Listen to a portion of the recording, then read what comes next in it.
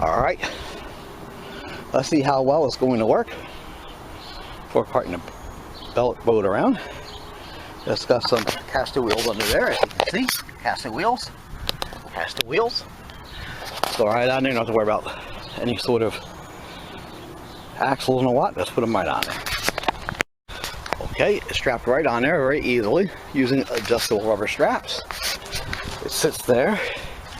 Got it on the cart, no problem. I'll see if I can move it along.